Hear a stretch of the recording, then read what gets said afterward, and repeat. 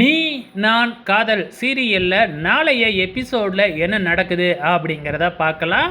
So இப்போ ராகவோட பிறந்த நாள் வருது அப்படின்னு சொல்லி அஞ்சலி கிட்ட சொல்லியிருந்தாங்க இல்லையா? ஸோ ராகவ் வந்து பார்த்திங்கன்னா ராகவோட பிறந்த நாளை கொண்டாடவே மாட்டாப்புல. ஸோ அதுக்கு ஏதாச்சும் கண்டிப்பாக ஒரு ப்ளாஸ் பேக் இருக்கும். அது என்ன அப்படிங்கிறது இப்பொழுதைக்கு நமக்கு தேவையில்லை, சொல்லவும் மாட்டாங்க.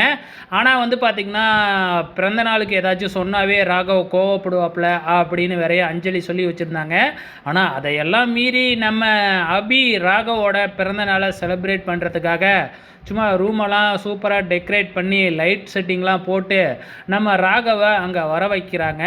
ராகவ் வந்த உடனே ஏதோ ஒன்று சொல்ல வராப்புல, ஆனால் அபி இருந்துக்கிட்டு ராகவோட வாயை பொத்திடுறாங்க. ஸோ ப்ரொமோவில் இதை தான் காமிச்சிருக்கிறாங்க. மேபி நம்ம ராகவ் வந்து அபிகிட்ட தன்னோட காதலை இந்த பிறந்த நாளில் சொல்கிறதுக்கு அதிகப்படியான வாய்ப்புகள் இருக்குது. ஸோ இப்போ நம்ம ஏற்கனவே ஒரு ப்ரொமோ பார்த்துருந்தோம். அதில் அபிக்கும் விக்னேஷுக்கும் வந்து பார்த்திங்கன்னா கல்யாணம் நடக்கிறதுக்காக முன்கூட்டியே ரிசப்ஷன்லாம் நடக்குது, ஃபோட்டோ ஷூட்லாம் நடந்துக்கிட்டு இருக்கு இல்லையா? அப்போ கூட நம்ம ராகவ் போயிட்டு அபியோட கையை அப்படியே இறுக்கமாக பிடிப்பாப்புல. ஸோ கொஞ்ச நேரத்தில் சுதாரிச்சுக்கிட்டு ராகவ் கூட அங்கேருந்து கிளம்பி போயிடுவார் இல்லையா?